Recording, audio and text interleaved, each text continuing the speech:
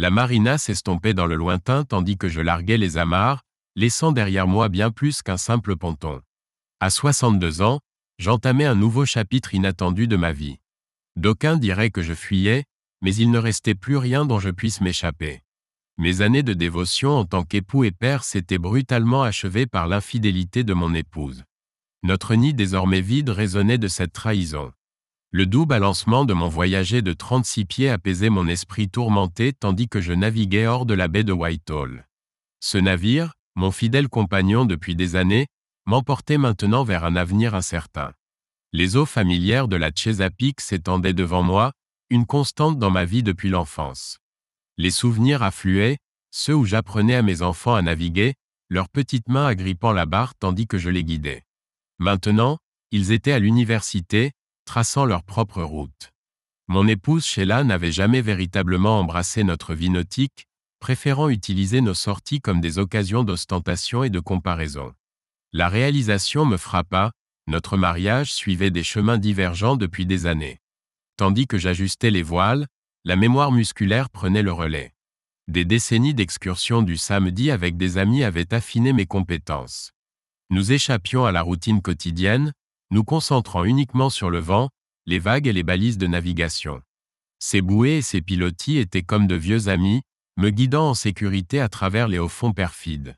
J'attachais mon harnais de sécurité, une précaution pour la navigation en solitaire qui prenait désormais une dimension symbolique. Quelles que soient les tempêtes à venir, j'étais déterminé à les affronter. Le voyager et moi étions ensemble dans cette aventure pour le long terme. Passant sous le Bay Bridge une dernière fois, je mis le cap vers le nord. Le doux clapotis des vagues contre la coque rythmait mes introspections. Comment ma vie avait-elle pu chavirer si soudainement? Avais-je manqué des signes avant-coureurs? Malgré la douleur de la trahison, je savais que j'avais tout donné à notre mariage. Peut-être est-ce tout ce qu'un homme peut faire. Les questions tourbillonnaient dans mon esprit comme des moutons blancs sur une mer agitée. Rester et me battre? Pourquoi? Une promesse brisée? Une confiance anéantie? La femme à qui j'avais voué ma vie était désormais une étrangère. Nous nous étions éloignés comme deux navires sur des routes divergentes, ne reconnaissant plus nos signaux respectifs. Je n'avais pas de réponse, mais les eaux libres devant moi m'offraient le temps et l'espace pour réfléchir. Alors que le port de Baltimore s'estompait à la poupe, je virais vers le nord-est. La baie se rétrécissait, la proue du voyager fendant un trafic décroissant. À midi, le chenal de Back Creek m'appelait. Les voiles ferlées, j'entrais dans le canal cédé avec prudence. D'imposants cargos pouvaient surgir à tout moment. La fortune me sourit, seuls deux autres navires partageaient le passage. Bientôt, le fleuve Delaware s'étendait devant moi, ma quille fendant des eaux inconnues. Après avoir contourné Cap May, je jetai l'ancre dans une anse isolée de Stone Harbor à la tombée de la nuit. Le sommeil vint facilement, l'épuisement apaisant temporairement le tumulte dans mon esprit. L'aube du lundi me trouva harnaché à la ligne de vie, prêt à affronter le défi de l'Atlantique. Le souffle régulier du vent d'Est et les houles plus hautes exigeaient le respect. Je déployais le génois, sa puissance supplémentaire soulevant voyager au-dessus des vagues. La radio grésilla un avertissement, une dépression tropicale approchait. Je gardais un œil vigilant sur les havres potentiels, les souvenirs d'anciennes histoires marines sur les côtes sous le vent pendant les tempêtes étant encore vifs dans mon esprit. Comme les embruns s'intensifiaient, j'installai le pare-brise. Son abri me permit de me prélasser dans la chaleur du soleil, un petit réconfort tandis que voyager trouvait son rythme en haute mer. Mes pensées dérivèrent vers cette nuit fatidique. L'arôme du steak grillé, les pommes de terre nichées dans les braises ardentes. La salade César de Sheila qui attendait sur le comptoir, les carottes mijotant au miel. Cela aurait dû être le début de nos années dorées. Au lieu de cela, ce fut le moment où notre monde chavira. Nous aurions dû nous dorloter et consacrer du temps l'un à l'autre, mais le destin en décida autrement. Après le dîner, après avoir rangé la vaisselle et le grill, nous nous sommes assis sur la véranda arrière sirotant nos boissons, et il semblait que c'était la soirée la plus douce du début de l'été. C'est alors que la vie telle que je la connaissais prit fin. Bill, tu sais que je t'aime, n'est-ce pas? Bien sûr que je le sais. Nous avions passé la moitié de nos vies et la majorité de nos années d'adultes ensemble, construisant nos carrières et élevant deux enfants, et maintenant c'était notre moment. Je la regardai et fus déconcerté par l'expression sur son visage. Était-ce de la peur? Chérie, qu'est-ce qui te tracasse? Elle se détourna un instant et regarda dans son verre. Bill, j'ai rencontré quelqu'un qui m'intéresse. 25 ans de mariage habituent un homme à penser d'une certaine façon et pas d'une autre. Pourquoi ne pas l'inviter chez nous? J'aimerais aussi le rencontrer. Ce n'est pas ce genre de relation. Maintenant j'étais confus. Que veux-tu dire, pas ce genre de relation? Quel genre de relation est-ce? Elle ne répondit pas directement à ma question. Je veux mieux le connaître. Ça me va, comme je l'ai dit, pourquoi ne pas l'emmener dîner un soir? L'expression sur le visage de mon épouse passa de la peur à la détermination, presque à la colère. Elle prit une profonde inspiration et dit, « Bill, je vais avoir une liaison avec lui. Cela ne nous affectera pas. Je serai toujours présente auprès de toi presque autant qu'aujourd'hui. » Alors que j'étais assis dans le cockpit de voyager, revivant ce moment, je réalisais que je n'avais aucun souvenir de ce qui s'était passé ensuite. J'avais lu des choses sur l'état de fugue, mais je ne pense pas l'avoir jamais vraiment compris. Quand j'en suis sorti, Sheila me criait dessus. « Bill, Bill, bon sang. M'écoutes-tu? » J'ai secoué la tête et me suis reconnecté au monde. J'ai murmuré, « Oui, je t'écoute. » Eh bien, qu'en penses-tu? Que penser de quoi? Bon sang, Bill. Que penses-tu de ce que je viens de te dire? Je me suis raidi et murmuré, « Tu m'as dit que tu voulais avoir une liaison. » Maintenant elle était contrariée. Je t'ai dit que je voulais être seul. Les enfants sont grands et j'ai besoin de temps personnel pour recharger mes batteries. Je me demandais si je devais dire, et où exactement branches-tu le cordon de recharge? Mais n'y voyais aucun intérêt. Comment s'appelle-t-il? Je pouvais sentir la colère monter en moi. Peu importe. Tu n'as pas besoin de le savoir. J'ai crié, comment s'appelle-t-il, perfide? Je n'avais jamais élevé la voix contre elle durant toutes nos années ensemble. Et à cet instant, je me demandais si c'était une erreur. Elle a reculé, et pendant un moment j'ai vu une expression de peur sur son visage. Mais elle est passée. Si tu me parles comme ça, je vais dans ma chambre. Tu peux dormir dans la chambre d'amis ce soir. Je pensais, eh bien, ingrate, c'est notre chambre, pas la tienne. Mais à ce moment-là, je n'aurais pas dormi dans le même lit que toi-même si ma vie en dépendait. Mentalement, je hurlais, mais j'ai utilisé toute ma discipline pour rester silencieux. Après cela, je suis resté assis sur la véranda pendant des heures avant d'aller finalement dans la chambre d'amis. Mais je n'ai jamais trouvé le sommeil. J'étais debout et parti avant même que le réveil ne sonne. Le mouvement du bateau m'a sorti de ma rêverie. Le bateau avait ralenti et semblait instable. Il peinait. J'ai regardé vers le haut. Le vent avait tourné vers le sud-est, et j'ai décidé de changer de cap. Si le vent souffle trop latéralement dans les voiles, elles peuvent se dégonfler comme des ailes d'avion. Le bateau éprouverait alors des difficultés, et le mouvement gracieux de la coque à travers l'eau cesserait. Dans tous les cas, il était temps de se diriger plus à l'est, où je m'approchais de la côte. Nous avons viré vers l'est, et j'ai réinitialisé le pilote automatique, mais le vent forcissait, alors j'ai pris les devants et remonté le foc. Le bateau s'est alors installé dans un mouvement confortable avec un réglage minimal de la grand-voile et du génois. Si le vent avait encore forci, j'aurais dû enrouler le génois et hisser le foc. J'ai siroté un verre de thé glacé, ma boisson préférée en navigation, et me suis plongé dans mes pensées. Ce jour-là, après que Sheila m'eut asséné cette nouvelle bouleversante, j'avais tenté de travailler, mais en vain. Elle avait déclaré vouloir entretenir une liaison. Quelle épouse annonce à son mari qu'elle va avoir une aventure sans l'avoir déjà expérimentée? Elle s'éloignait déjà de nous pour être avec lui. Je connaissais Sheila depuis trop longtemps pour croire qu'elle n'avait rien fait avec cet homme avant de m'en parler. Elle ne demandait pas la permission. Elle m'informait qu'elle développait une relation. J'ai perdu mon sang-froid, saisi ma tasse de café et l'ai projetée contre le mur de mon bureau. À cet instant, ma secrétaire est entrée. « Bill, tout va bien? Que s'est-il passé? » Elle a vu le trou dans le mur et le café éclaboussé partout. « Oui, ça va. » Elle a regardé le mur à nouveau. « Non, ça ne va pas. Que se passe-t-il? » Carole travaillait avec moi depuis plus d'une dizaine d'années. Elle avait environ mon âge et avait été mariée à un séducteur incapable de rester fidèle. Si quelqu'un pouvait comprendre ce que je traversais, c'était bien elle. Je lui ai demandé de fermer la porte et de s'asseoir.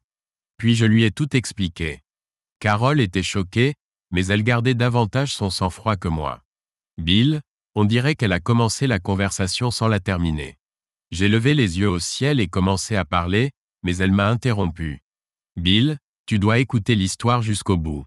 Peut-être réfléchissait-elle simplement à voix haute ou te testait-elle. Tu dois découvrir par toi-même ses véritables intentions.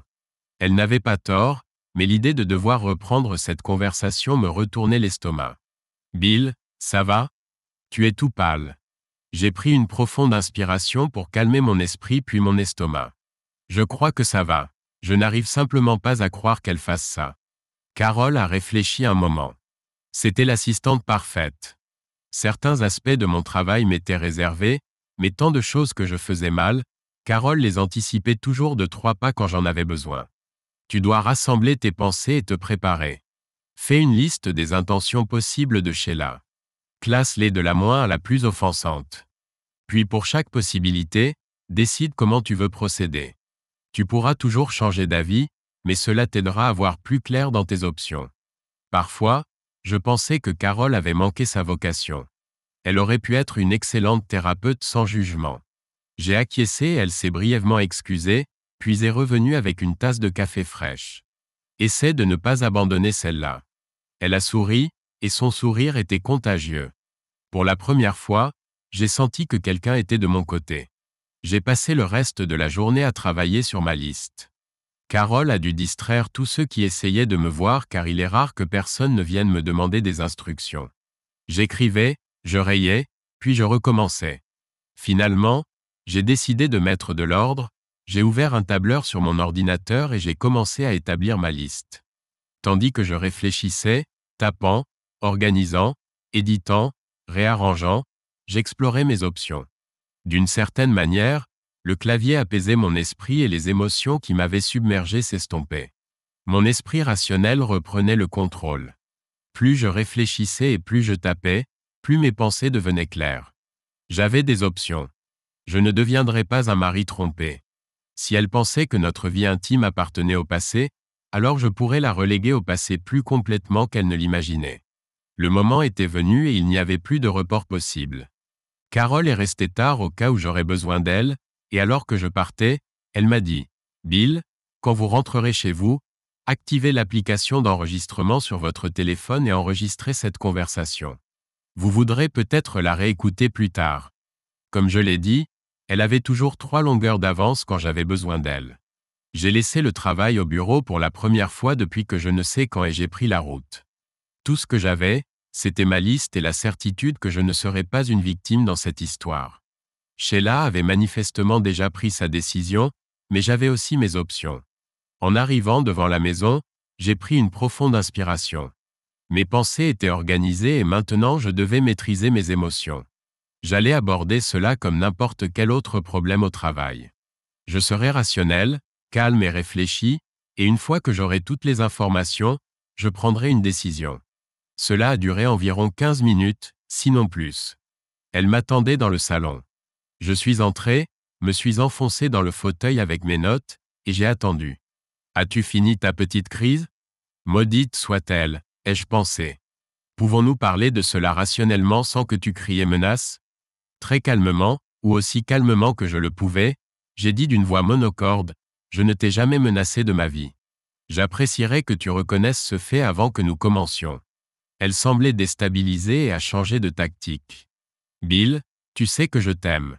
Regarde la vie que nous avons construite ensemble. Nous avons une belle maison. Nous sommes à l'aise.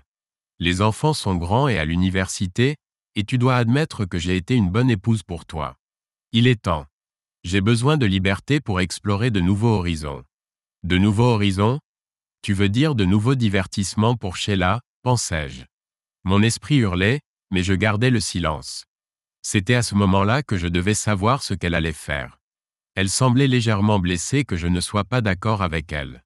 Comme je l'ai dit, j'ai été une bonne épouse pour toi, mais maintenant je désire un peu de frisson dans ma vie. Elle baissa le regard un instant, puis le releva. J'ai rencontré quelqu'un. Tu n'as pas besoin de savoir qui c'est. J'ai l'intention d'arranger les choses avec lui. Je ne suis pas amoureuse. Je veux simplement vivre l'excitation de la familiarité et des nouvelles expériences. Cette dernière déclaration mit à l'épreuve tout mon sang-froid. Donc tu vas avoir une liaison, c'est ça? Oui, Bill. Et cette liaison a déjà commencé? La question sembla la prendre au dépourvu, mais je ne comprenais pas pourquoi. C'était une question évidente à laquelle elle aurait dû s'attendre. Puis je vis la détermination sur son visage. Non. Je ne te ferai pas ça. Elle mentait. Je pouvais le voir sur son visage. Alors qu'as-tu exactement fait avec cet homme? Elle était déstabilisée. Je suppose qu'elle s'attendait à ce que je perde mon sang-froid avant que la conversation n'aille aussi loin. Je me suis rappelé de remercier Carole pour son calme et ses talents de planification. Quelques déjeuners, quelques dîners, et une fois nous sommes allés danser. C'est à peu près tout. Eh bien, je ne me souviens pas que nous ayons été hors de la ville, donc j'en déduis que les dîners et les danses avaient un rapport avec ces soirées tardives où tu travaillais.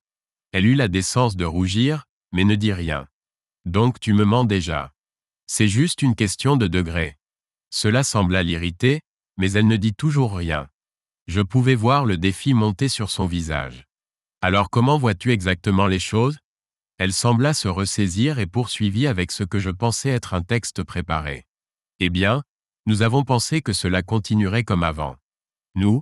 Oui, genre. Je veux dire moi et mon ami. Donc toi et George avez planifié cela ensemble? Ça ressemble beaucoup à une liaison pour moi.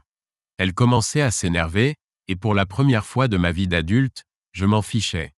Elle se mit à se répéter, ce qui était un signe certain qu'elle suivait un script, et je me demandais qui l'avait écrit. Nous pensions que les choses continueraient comme elles l'étaient. Peut-être que parfois je rentrerais un peu plus tard que d'habitude. Je la regardais intensément. Dis les mots, Sheila. Elle tenta de feindre l'embarras, mais elle savait exactement de quoi je parlais. Quels mots?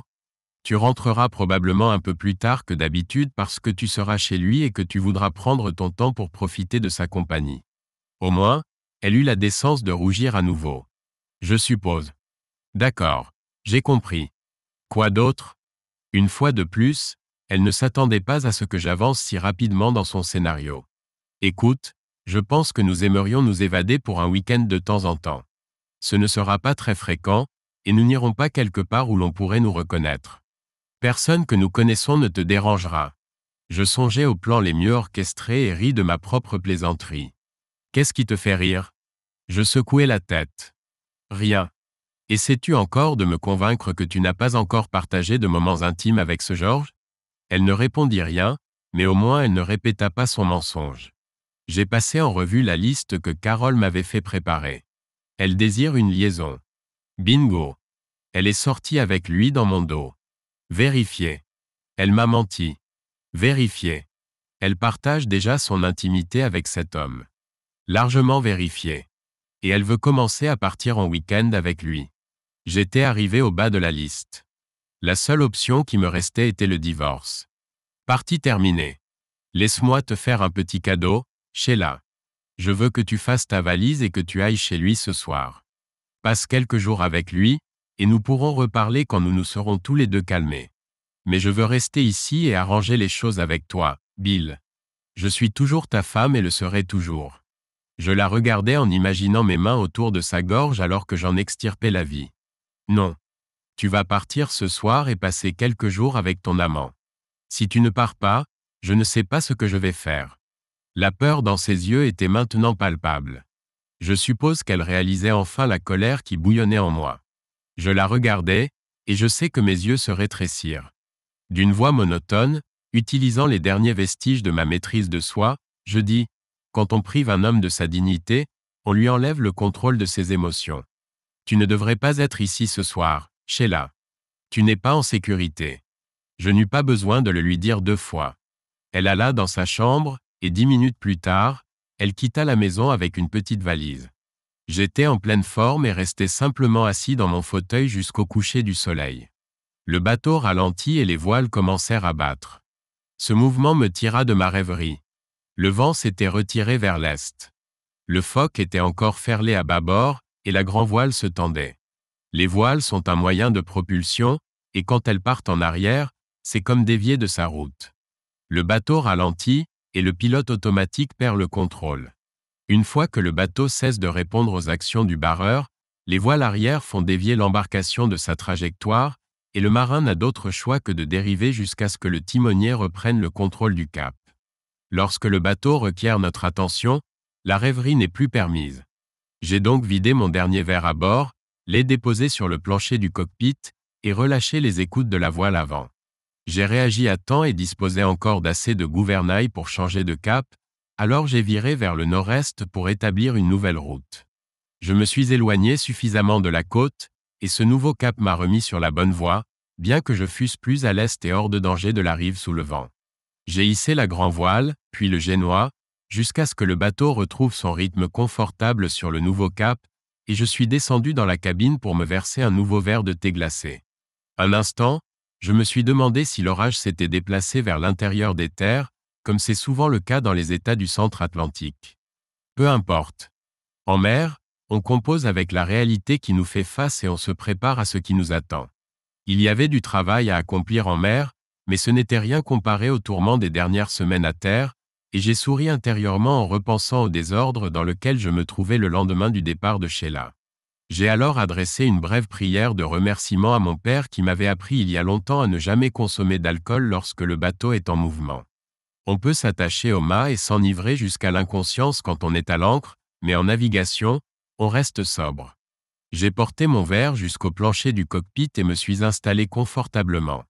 Les voiles étaient bien tendues, le pilote automatique maintenait le cap programmé, et la mer devenait un peu agitée, mais rien que voyager et moi ne puissions gérer.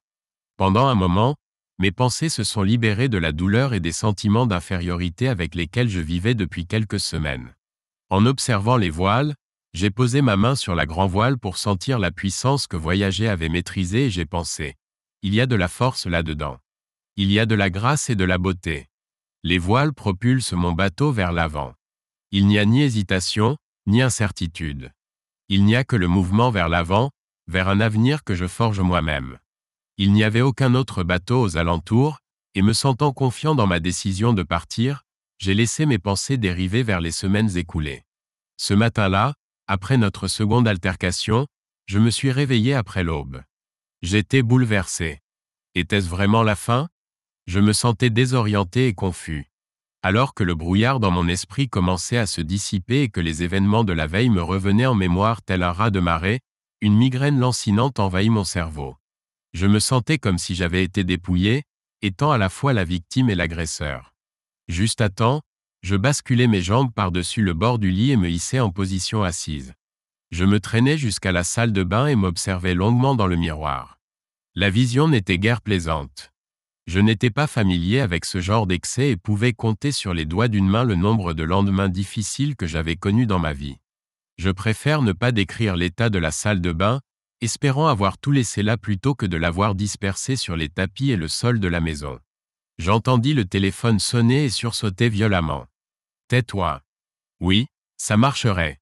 Finalement, la sonnerie s'arrêta, ne laissant que le bourdonnement dans mon crâne. Je pris un cachet d'aspirine et m'assis au bord du lit. Lentement et douloureusement, tout me revint en mémoire. Les querelles, les cris, les portes qui claquent, tout ressurgit. Merde. Je savais qu'il me fallait une douche et une brosse à dents pour déloger ce goût désagréable de ma bouche.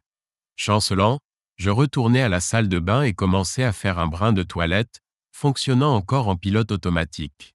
Peu à peu, grâce à l'aspirine et à la douche, je commençais à me sentir à nouveau humain.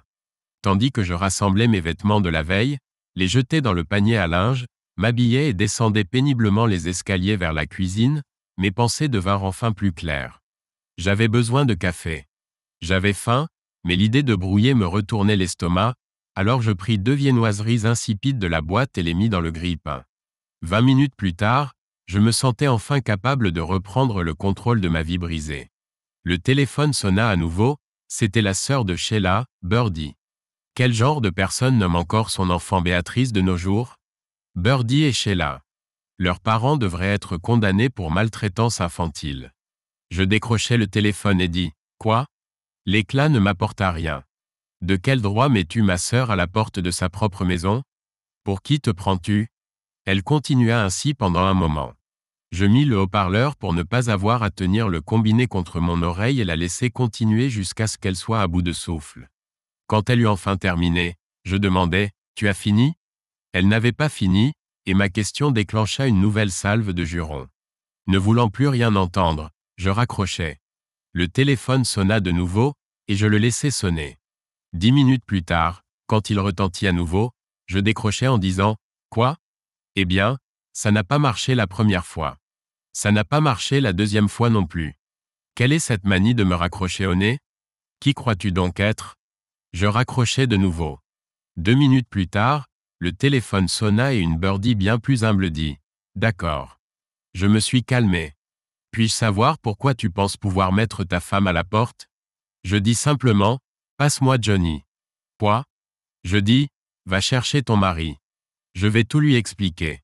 Je connaissais Birdie et je connaissais Johnny, et je savais qu'il était temps de partager la souffrance.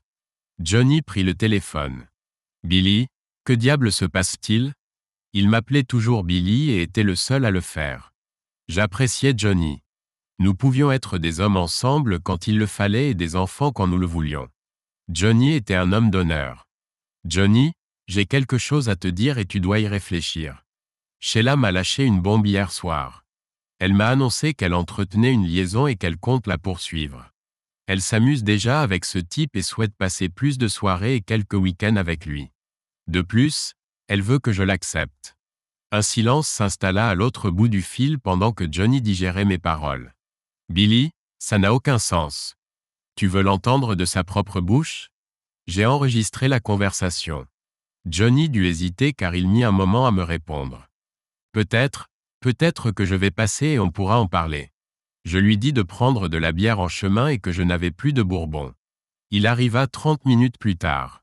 Je lui racontai l'histoire depuis le début et mis l'enregistrement. L'audio était haché et la voix de Sheila n'était pas aussi claire que je l'aurais souhaité, mais il y crut. C'est alors que je commençai ma stratégie de la terre brûlée. « Johnny, tu connais ces deux sœurs depuis aussi longtemps que moi.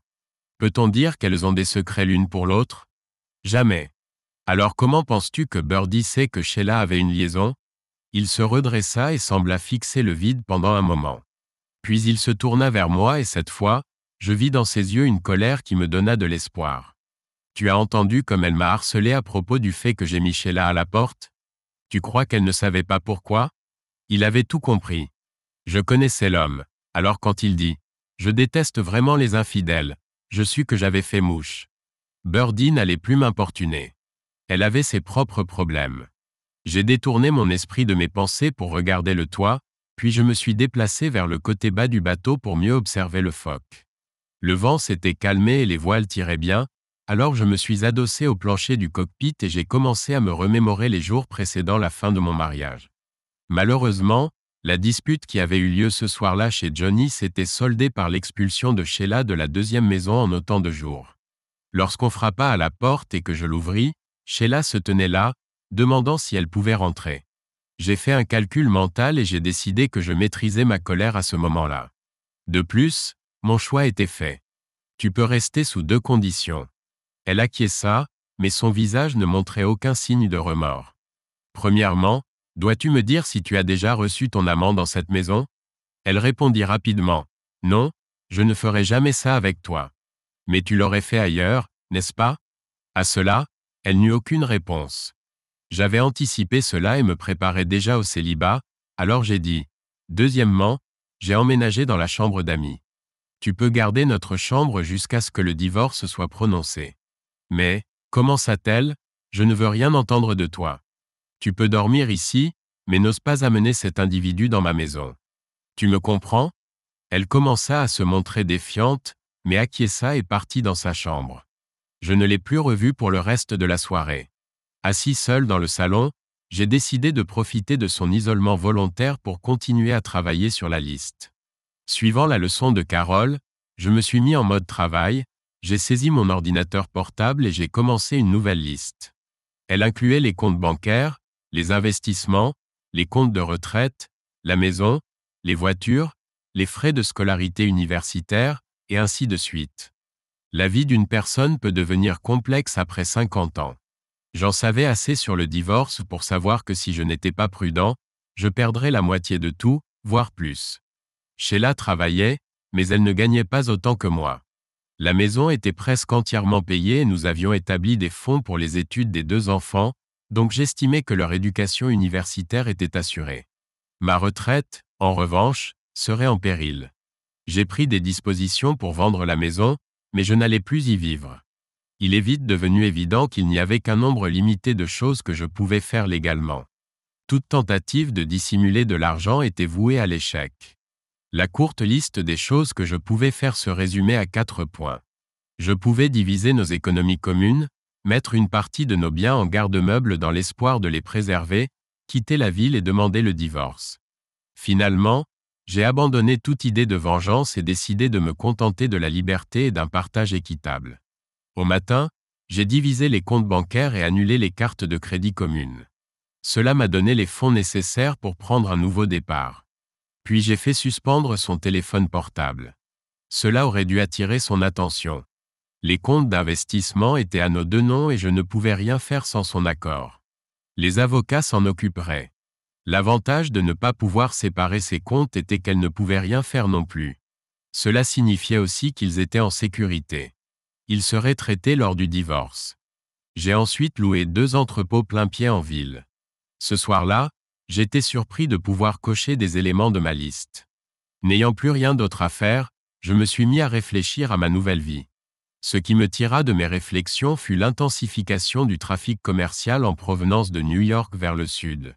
Ces grands navires peuvent rattraper un compagnon de route plus vite qu'on ne le pense, il était donc temps de se remettre au travail. La journée fut longue, mais j'ai atteint ma destination en fin d'après-midi. J'ai navigué au-delà du passage de la rivière Manasquan et juste avant le crépuscule, j'ai trouvé un havre paisible à l'intérieur. Je n'aimais jamais entrer dans un port après la tombée de la nuit. Il est trop facile de perdre ses repères. Néanmoins, ce fut une belle journée, quoique très longue, et pour la première fois depuis près d'1 mois, mes pensées étaient limpides. Le vent était favorable, bien que la mer se fût agitée, mais j'avançais bien. J'ai choisi un emplacement pour une place à quai et réglé le maître du port pour son service. J'étais en mer depuis 2 jours et j'avais besoin de me doucher et de me raser. Ensuite, j'avais besoin d'un bon repas.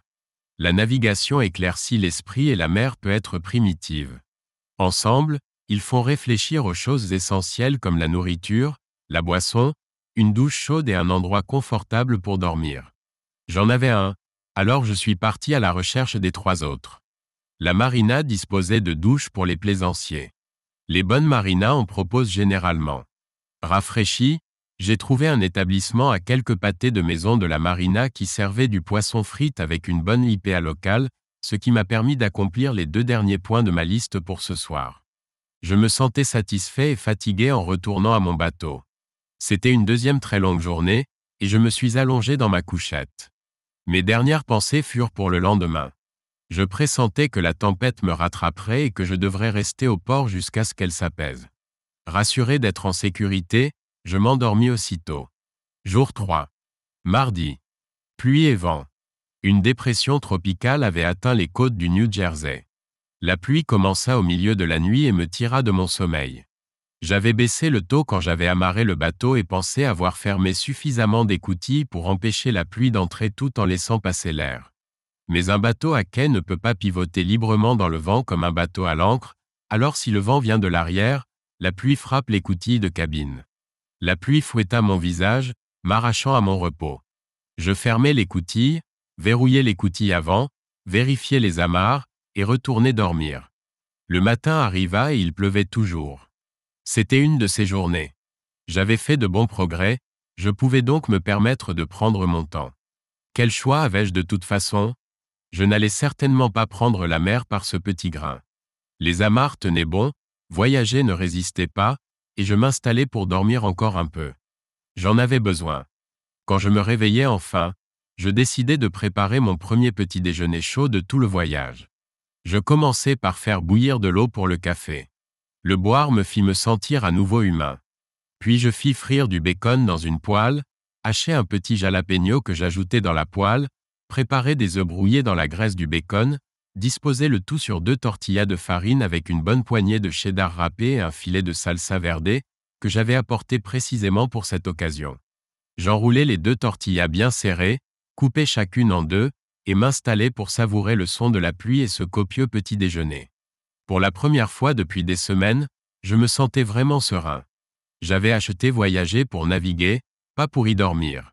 Le cockpit était spacieux et permettait une meilleure manipulation des voiles pour un équipage standard, tandis que la cabine était petite et exiguë. Avec les modifications relativement mineures que j'y avais apportées, c'était parfait pour une personne cherchant à s'éloigner de ses tourments. Après avoir terminé mon repas et bu ma deuxième tasse de café, je commençais à réfléchir à la journée à venir. Entre-temps, je sortis mon équipement de mauvais temps et inspectai le pont. Tout était exactement comme il fallait. La housse protégeait la grand-voile, le foc était rangé sous le pont dans la couchette avant, et toutes les drisses étaient attachées. Tout était en ordre, et je retournai dans la cabine, retirai mon équipement de pluie et m'installai confortablement pour une tranquille journée pluvieuse. Ce n'était pas vraiment la journée que j'avais espérée.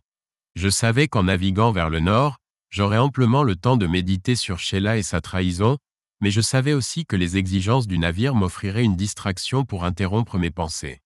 Aujourd'hui, cependant, il n'y aurait aucune distraction à moins que je ne fasse l'effort d'en créer une moi-même. J'ai donc regardé autour de la cabine et trouvé la boîte de livres que j'avais emballée pour le voyage. Il n'y avait qu'une douzaine de livres environ. Certains étaient mes préférés et d'autres étaient nouveaux. J'avais emballé ces livres non seulement pour le voyage, mais aussi pour mes nouveaux débuts. J'ignorais quand je reviendrais chercher le reste de mes possessions, et je voulais avoir quelque chose de familier avec moi pour commencer une nouvelle vie. Presque instinctivement, j'ai saisi Canriro de Steinbeck. Ce livre avait été l'un de mes préférés durant la majeure partie de ma vie, mais maintenant il prenait une signification particulière, comme s'il reflétait ma propre existence. Doc était un homme intelligent qui appréciait son entourage, tout en vivant dans un état d'isolement volontaire. Je me suis tourné vers la fin de l'histoire et j'ai commencé à lire la scène où Mac et les garçons organisent une fête pour Doc. Doc a des amis qui tiennent à lui, et bientôt la fête prend vie d'elle-même. L'ambiance devient animée, la police arrive et se joint rapidement à la célébration, tout s'intensifie tandis que Doc se retrouve en retrait, observant ses amis s'amuser. Cela semblait être une métaphore appropriée de ma propre vie. Il y avait toujours eu en moi cette part de solitaire qui s'émerveillait de l'intérêt et du soutien de bons amis. Je savais qu'avec le temps, il y aurait de nouvelles amitiés avec des défis inattendus ainsi que d'anciennes relations. Ce n'était pas une fin, mais un nouveau départ et une sorte de transition. J'avais besoin de traverser cette période d'isolement pour me purifier des anciennes blessures et être prêt pour les nouvelles relations qui m'attendaient. Pendant ma lecture, mes pensées sont revenues aux semaines précédant mon départ. Sheila et moi vivions encore moins comme des colocataires et davantage comme des navires se croisant dans la nuit. Nous allions chacun travailler, bien qu'honnêtement, je ne savais jamais si elle travaillait ou fréquentait sa nouvelle conquête. Elle rentrait tard sans explication, et je n'en demandais jamais. Nous préparions nos repas séparément, indifférents l'un à l'autre. Elle faisait des tentatives condescendantes pour me ramener dans son lit, mais la simple pensée m'en répugnait. Je lui avais donné 25 ans de dévotion et d'affection, mais elle s'était lassée et voulait quelque chose de nouveau. Qu'elle aille au diable. Pendant ce temps, je discutais avec la direction de mon travail. Je voulais déménager, et de manière assez méticuleuse. Par chance, un poste s'est libéré dans le Maine, ce qui me convenait parfaitement. L'entreprise m'appréciait et se montrait flexible quant à ma date de prise de fonction. Sheila m'a alors offert l'opportunité la plus propice que j'aurais pu espérer. C'était un mardi soir, environ 2 semaines après qu'elle eut lâché sa bombe. Elle est rentrée tard comme à son habitude et a annoncé « Puisque tu ne manifestes aucun intérêt pour moi, je serai absente ce week-end. Une amie m'emmène à New York voir un spectacle. Je partirai vendredi après le travail et rentrerai dimanche. Tu veux dire Georges, ou c'est une nouvelle connaissance ?» J'étais sarcastique et je n'avais aucune envie de m'en excuser. Elle s'est contentée de me lancer un regard noir avant de rejoindre sa chambre, claquant la porte derrière elle. Dans cette confrontation digne d'adolescent qu'était devenue notre vie, j'ai considéré cela comme ma victoire. Elle allait s'amuser à New York, mais elle en payait encore le prix ici, alors que m'importait-il ? De plus, cela faciliterait mon départ. Le vendredi matin est arrivé et je l'ai regardée se diriger vers sa voiture avec une petite valise. Comme elle ne rentrerait pas après le travail, j'ai commencé mes préparatifs. J'ai fait le tri dans mon armoire, emballant la majorité de mes vêtements dans des cartons doublés de grands sacs poubelles pour les protéger de l'humidité. Les vêtements d'hiver ont été emballés pour le stockage, ceux d'été pour le transport. J'ai empaqueté livres et appareils électroniques pour l'entreposage, à l'exception de quelques ouvrages que j'emporterai avec moi. Puis j'ai rangé les outils. Quelques objets que je souhaitais conserver du mariage, comme les photos des enfants, sont partis en stockage. J'ai laissé tous les meubles sauf le bureau, la chaise et le grand canapé en cuir confortable que Sheila détestait. En somme, peu de choses à léguer comme héritage d'une vie vécue, mais je n'ai jamais été dans l'accumulation de biens matériels. Les dernières choses que j'ai emballées étaient mes guitares. J'avais une guitare acoustique à cordes d'acier et une guitare classique bon marché. J'appréciais particulièrement la classique car les cordes en nylon épousaient confortablement mes doigts et je pouvais travailler les cordes, construisant les notes au fil de mon jeu.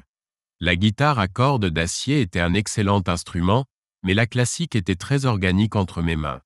Quand je la tenais, elle semblait faire partie de moi. J'avais également une de ces guitares de voyage en plastique incassable que j'emportais habituellement sur le bateau à cette période de l'année.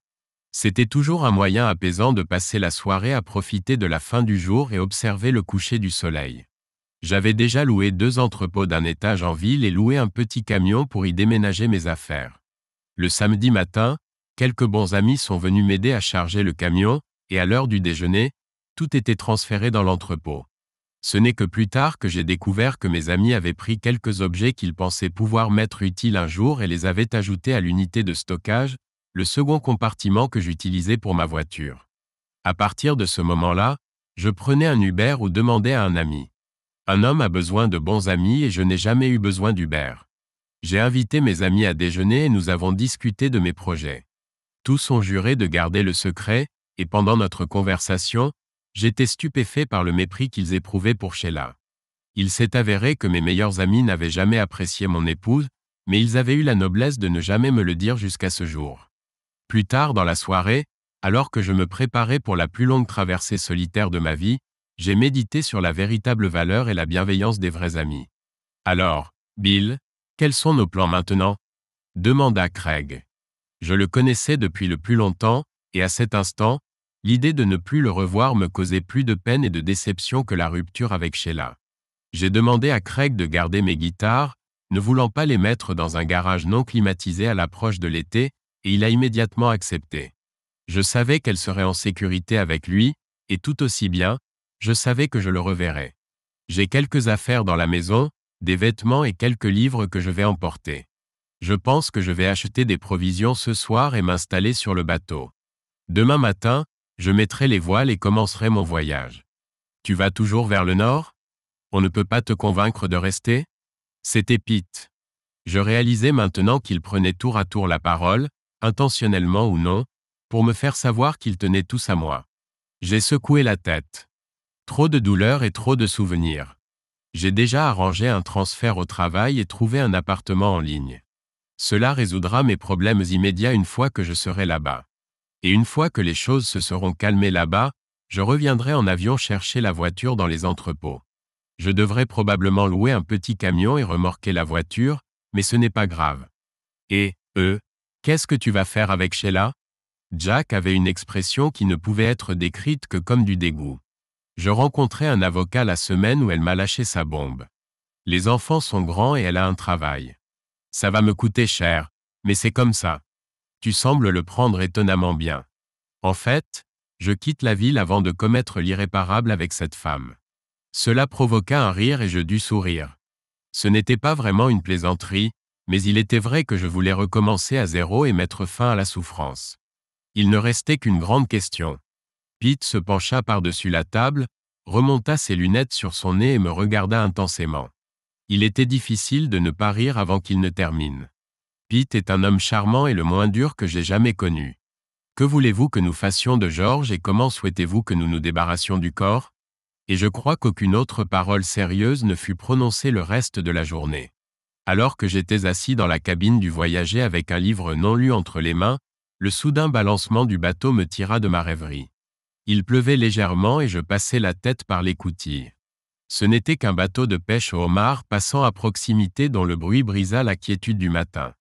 Il avait probablement fait le plein pour le lendemain. Il était peu probable qu'il ait quitté le port ce jour-là.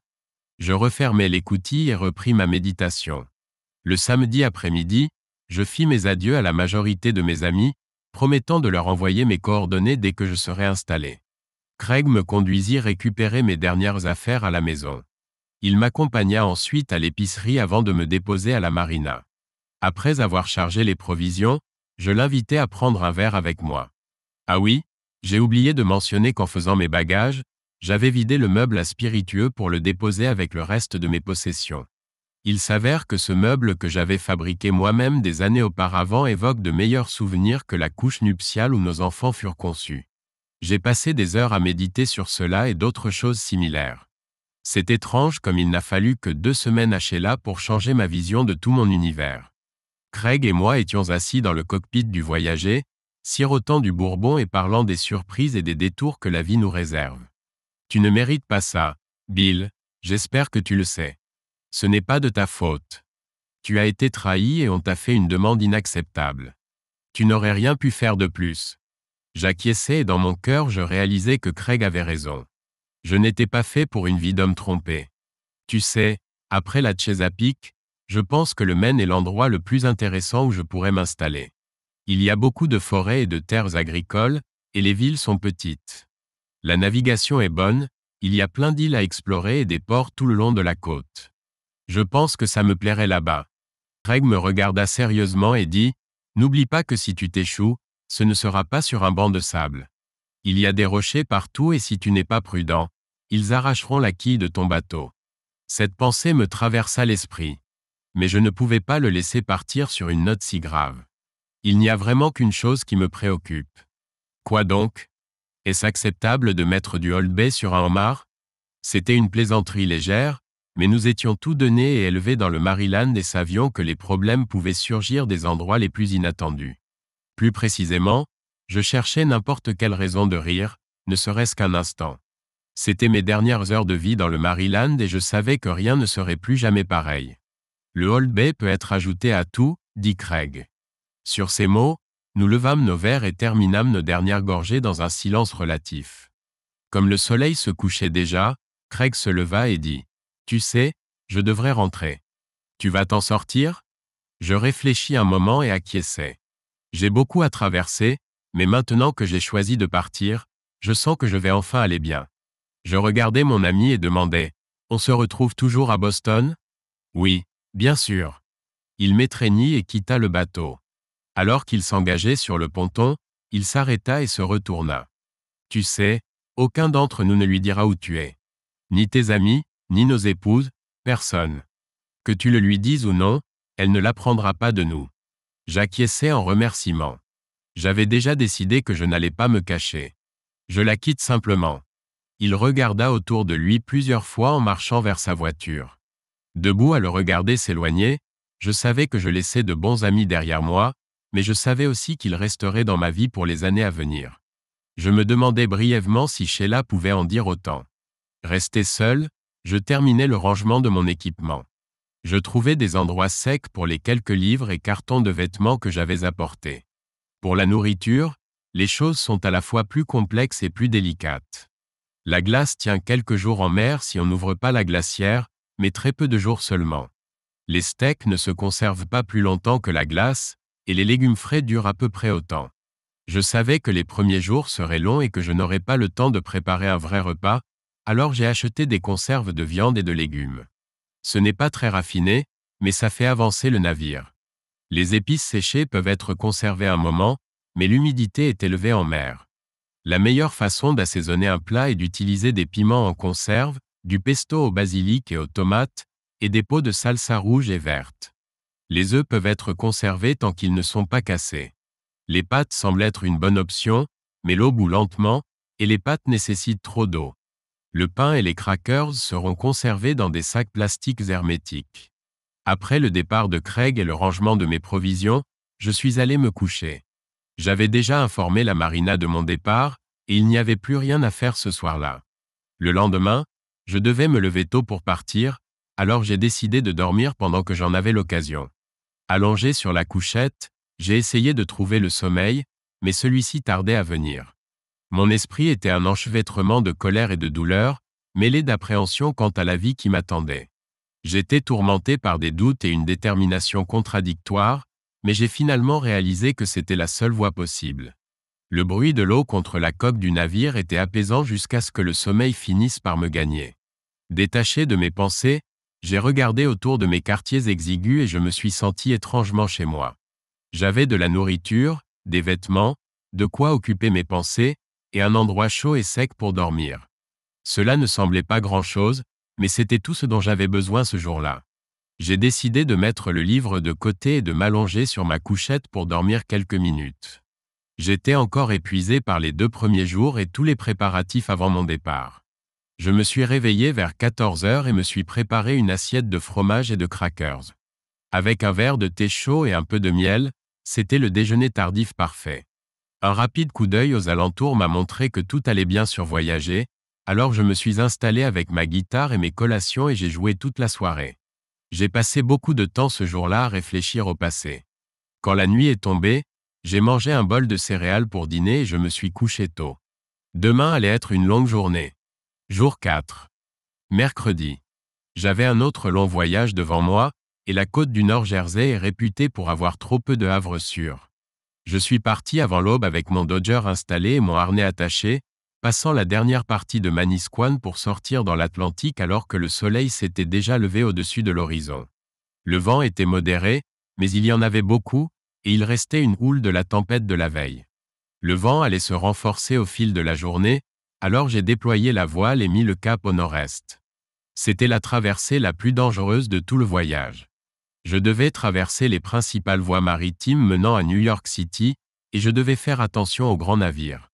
Tout était propre, mais ne voulant pas consacrer trop de temps à la préparation du petit déjeuner, je me suis contenté d'un bol de céréales, m'installant sur le plancher du cockpit pour manger tout en observant le trafic maritime.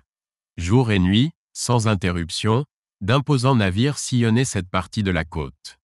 Les règlements des gardes-côtes stipulent qu'un voilier a priorité sur un bateau à moteur. Nombreux sont les plaisanciers qui ignorent que cette règle ne s'applique qu'aux bateaux de plaisance motorisés. Les voiliers n'ont pas priorité sur les navires commerciaux, et l'expérience montre qu'un voilier revendiquant la priorité face à un pétrolier ou un cargo commercial finit par sombrer, son capitaine disparaissant mystérieusement. Je me sentais tel Gulliver au pays des géants. J'ai passé la journée à naviguer et tracer ma route entre les grands navires, sans avoir le loisir de penser à quoi que ce soit d'autre jusqu'à ce que je contourne la pointe nord de Long Island. Lorsque j'ai trouvé un mouillage près de la côte, la nuit tombait déjà, et j'ai programmé l'alarme de mon GPS au cas où l'ancre chasserait. J'étais épuisé. Ayant déjà consommé 2 bols de céréales et d'innombrables verres de thé glacé, je n'avais plus l'énergie de préparer un dîner. Je me suis contenté d'une barre de céréales et d'un verre de lait avant d'aller me coucher. Jour 5, jeudi. Je me suis réveillé avant l'aube. Mes songes cette nuit-là n'étaient guère paisibles. Je revivais les jours précédant mon départ, ces moments troublés suivant la révélation bouleversante de Sheila. Contemplant la surface de l'eau, je me suis dit, au diable tout cela.